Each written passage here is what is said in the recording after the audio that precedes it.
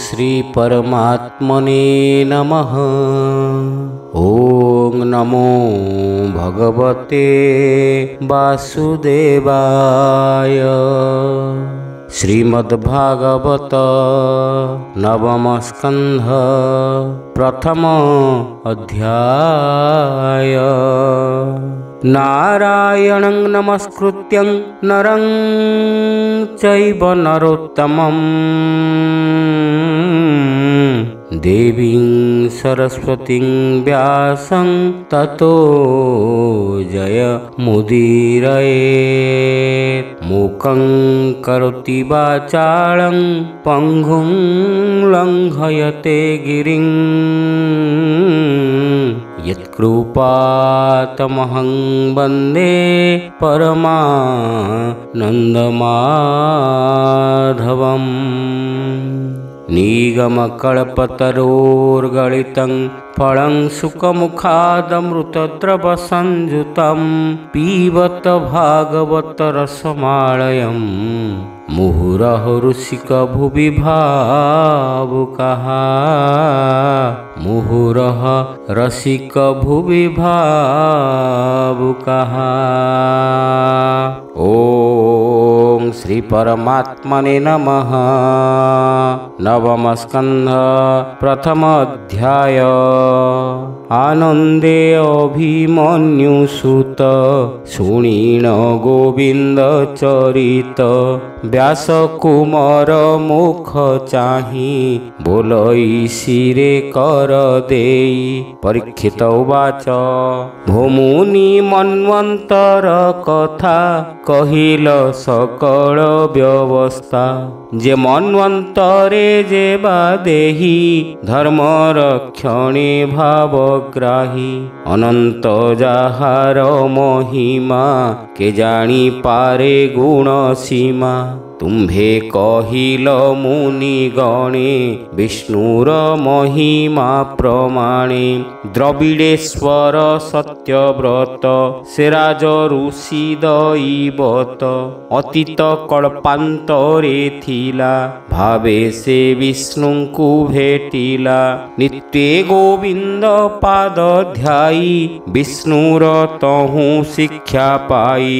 पुणी से सृष्टि आदि काले केमंते वैवस्वत कूले। वैवस्वत मनु होई जन्म लभिले देह बही। पुणी ताहार बीर्जे जात केते बा होइले कसुत।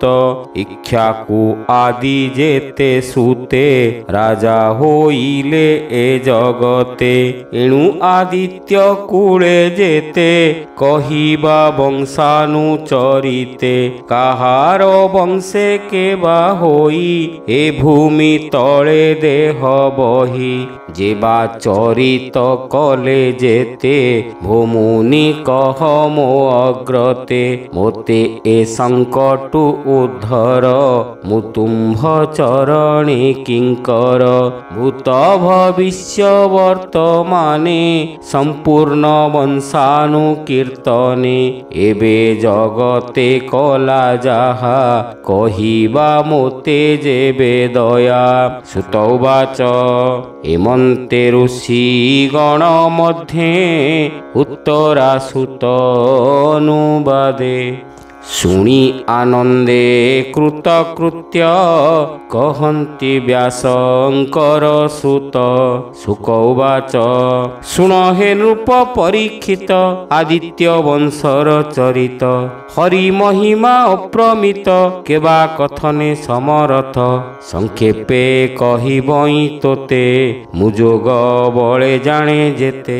ए भूमि मध्य देह बही सत्यवर से केबा कही। रवीर वंशे नृप जेते जे जाहा कले जगते।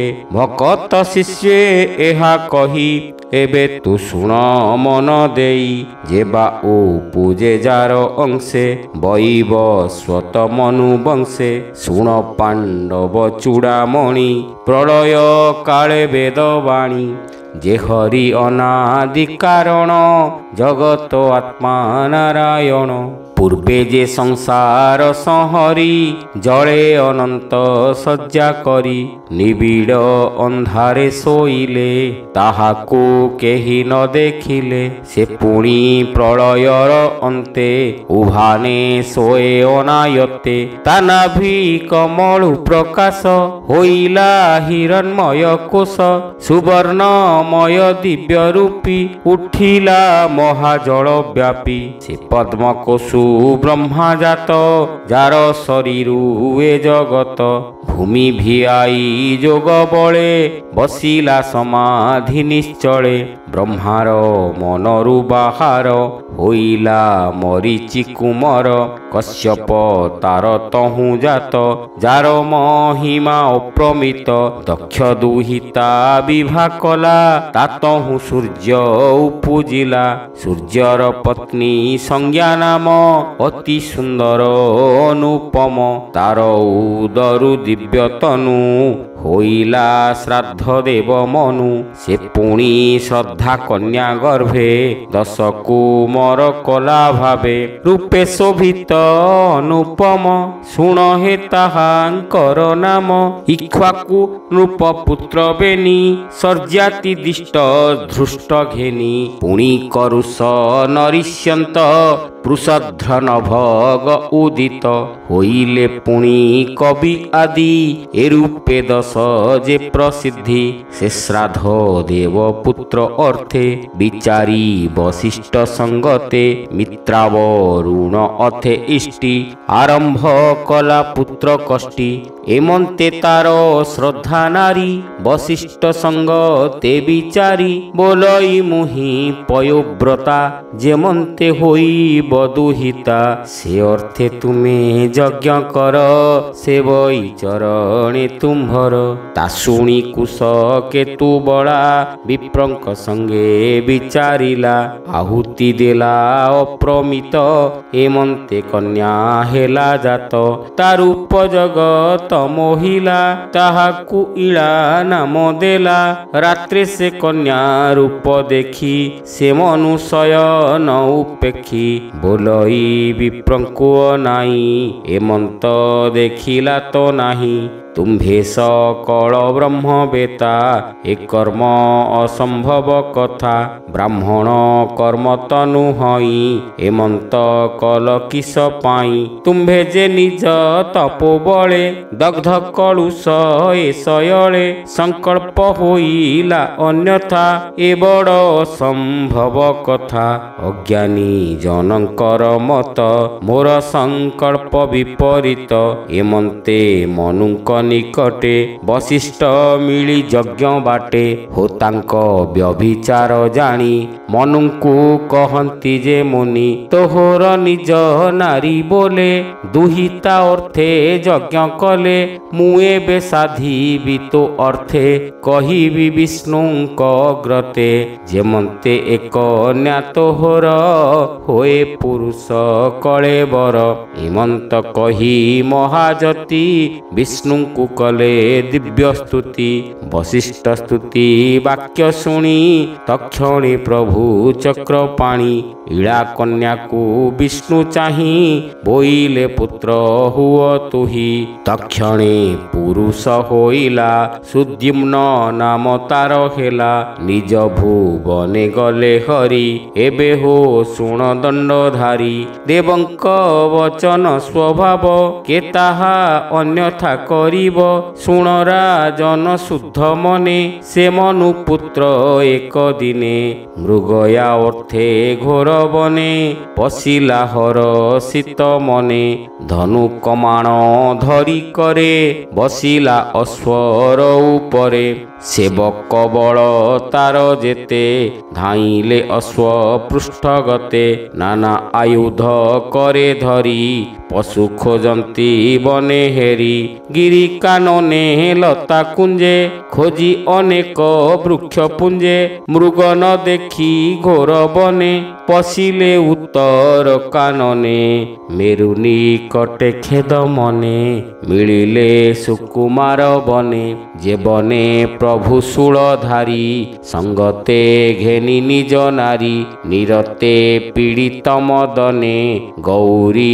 ସଙ୍ଗତେ ନିର୍ଜନେ ନିତ୍ୟେ ରମନ୍ତି ସୁଖ ମନେ ଆନନ୍ଦେ ପୁଷ୍ପିତ କାନନେ ସେବନେ ପଶି ମନୁବଳା ଅନେକ ମୃଗ ବଧ କଲା ମୃଗଙ୍କୁ ମାରି ଅବହେଳେ ଗ୍ରାମକୁ ଆସିବାର ବେଳେ ଅଶ୍ୱ ସହିତେ ସର୍ବଜନେ ତକ୍ଷଣେ ସୁକୁମାର ବନେ ସର୍ବେ ହୋଇଲେ ସ୍ତ୍ରୀଗଣ ଅଶ୍ୱ ସହିତେ କୁଘଟଣ ଚାହାନ୍ତି ଅନ୍ୟେ ଅନ୍ୟ ମୁଖେ ସର୍ବେ ରହିଲେ ମନ ଦୁଃଖେ ସ୍ତ୍ରୀ ସ୍ୱଭାବେ କଲେ ଭ୍ରାନ୍ତି ସଲଜ୍ଜେ ଚଳି ନ ପାରନ୍ତି ଶୁକବଦନୁ ବାକ୍ୟ ଶୁଣି ବୋଲେ ପାଣ୍ଡବ ଚୂଡ଼ାମଣି ପରୀକ୍ଷିତ ଉବାଚ ଭୌମୁନି ଅସମ୍ଭବ ବାଣୀ ହୃଦୟ କମ୍ପିଲା ତ ଶୁଣି ନାରୀ ହୋଇଲେ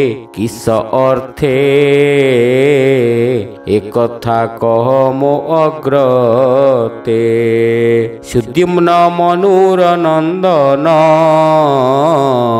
পুরুষ কলে ভগবান সে কিম্পা কামিনী হইলা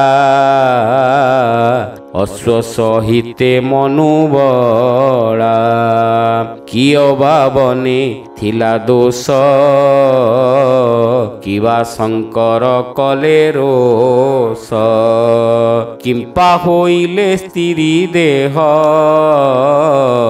সংশয় যাও মুনি কহ মুনি কহନ୍ତି অনুরাগে আনন্দে পরীক্ষিত আগে শুক উবাচ শুণ হে অভিমন্যু সুত কহিবা তহির চরিত শপথ ঋষি এক মিଳେ শঙ্কর দর্শন ছଳେ দিশନ୍ତି রবি তেজ প্রায়ে সেবনে চলନ୍ତି নির্ভয়ে দুরু তাহাঙ্ক রূপ দেখি অম্বিকা শঙ্কর উপেক্ষী শিব সঙ্গম ছাড়ি বেগে বস্ত্র পিন্ধিলে বৃক্ষ লাগে লাজে লুচাই কলেবর ভয়ে কম্পন্তি থর হর শঙ্কর রহে অধোমুখে চাহি ন পারি মন দুঃখে এমন্ত মুনি গণ চাহি পাদে হেন পারନ୍ତି যাই তাহাঙ্ক দেখি গতি ছন্নে তক্ষণে গলে অন্য বনে পথ চলନ୍ତି মহাশ্রমে মিলিলে নারায়ণাশ্রমে সে কথা জানি শূল পাণি অম্বিকা মুখ চাহি ভণি পুরুষ হই যেবে এথে প্রবেশ হইব বনস্তে তক্ষণে হেউ স্ত্রী রূপ এমন্ত রুদ্র দেলে সাপ সেদিনু মহাদেব রোষে সেবনে পুরুষ ন পশে এবে হো শুণ নরনাথ মনুত নয় বিপরীত অশ্ব সহিতে ঘোর বনে সর্বে ভ্রমন্তি দুঃখ মনে সেবনু গলে অন্য বনে সোমনন্দন তপস্থানে হরি হরি বল ভ্রমন্তি কুয়ারে ধরি স্বভাবে সর্বে মনোহরি তাহাঙ্ক মধ্যে ইলা দেখি সে বুধ তপস্যা উপেক্ষী মন কল্পিলা কাম ভোলে তক্ষণে ধরি তাকু কোলে বলে রমিলা চন্দ্রসূত তক্ষণে হেলা পুত্র জাত তাহাকু দেখি গুণধাম দেলে সে পুরুর বানাম এবে হো শুণ কুরুবীর সেবনে মনুর কুমর কুল আচার্য সুমরিলে তক্ষণে বশিষ্ঠ মিলিলে তাহার স্ত্রী রূপ চাহি সে ব্রহ্ম ঋষি দয়া বহি ଯେମନ୍ତେ ପୁରୁଷ ହୋଇବ ତକ୍ଷଣେ ସେବି ସଦାଶିବ। ଅନେକ କଲେ ଦିବ୍ୟ ସ୍ତୁତି ଶୁଣି ସନ୍ତୋଷ ପଶୁପତି। ଆପଣା ବାକ୍ୟ ସତ୍ୟ ଅର୍ଥେ ବଶିଷ୍ଠେ ଚାହିଁ ଦୟା ଚିତେ। ବୋଲନ୍ତି ଅମ୍ବିକାର ମଣ ବଶିଷ୍ଠ ମୋର ବାକ୍ୟ ଶୁଣ। ଏ ଯେ ତୋହର ଗୋତ୍ରେ ଜାତ ସ୍ୱଭାବେ ଶ୍ରାଦ୍ଧ ଦେବ ସୁତ। ମାସେ ଏ ହୋଇବ କାମିନୀ ପୂର୍ବେ ବିଷ୍ଣୁର ବାକ୍ୟ ଘେନି। ମାସେ ପୁରୁଷ ହୋଇବ ଜୀବନ୍ତେ ଯେତେ କାଳ ଥିବ। ଏମନ୍ତ ତାକୁ ଦେଇବର ତକ୍ଷଣେ ଗଲେ ଶୂଳଧର। ଏମନ୍ତେ ଯେତେ କାଳ ଥିଲା ମାସେକ ପୁରୁଷ ଅବଳା। ରାଜ୍ୟ ସେ କଲା ଏହି ମତେ ନିଗମ ବାଣୀ ଅନୁମତେ। ତାହାର ରାଜ୍ୟ ପ୍ରଜା ଜନେ ବଞ୍ଚନ୍ତି ଦୁଃଖ ସୁଖ ମନେ। ତାର ହୋଇଲେ ତିନି ସୁତ ଶୁଣ ରାଜନ ପରୀକ୍ଷିତ। ଗୟ ଉତ୍କଳ ପୁତ୍ର ବେନି ବିମଳ ନାମେ ହୋଏ ତିନି। ଦକ୍ଷିଣ ପଥେ ତିନି ରାଜା ଧର୍ମେ ପାଳନ୍ତି ଜନ ପ୍ରଜା। ଏମନ୍ତେ କେତେ କାଳ ଗଲା ସୁଦ୍ୟୁମ୍ନ ମନେ ବିଚାରିଲା। ପୁରୁରବାକୁ ରାଜା କରି ଛାଡ଼ିଲା ପ୍ରତିଷ୍ଠାନ ପୁରୀ। ହରି ହରି ବୋଲ। ତପସାଧନେ ବନେ ଗଲା ସେ ବନେ ଶରୀର ଛାଡ଼ିଲା। ଚନ୍ଦ୍ରବଂଶର ଆଦ୍ୟ ପିଢ଼ ସୁଜନେ ମନ କର ଦୃଢ଼। ବଂଶାନୁଚରିତ ଏ ବାଣୀ ଶୁଣି ସଂସାରୁତର ପ୍ରାଣୀ। ବୋଲଇ ବିପ୍ର ଜଗନ୍ନାଥ ନବମ ସ୍କନ୍ଧେ ଭାଗବତ। ଭାବେ ବୋଲଇ ବିପ୍ର ଜଗନ୍ନାଥ ଭାବେ ନବମ ସ୍କନ୍ଧେ ଭାଗବତ। ହରି ହରି ବୋଲ। ଇତି ଶ୍ରୀମଦ୍ଭାଗବତେ ମହାପୁରାଣେ ପାରମହଂସ୍ୟାଂ ସଂହିତାୟାଂ ନବମ ସ୍କନ୍ଧେ ବଂଶାନୁଚରିତେ ନାମ ପ୍ରଥମ ଅଧ୍ୟାୟ।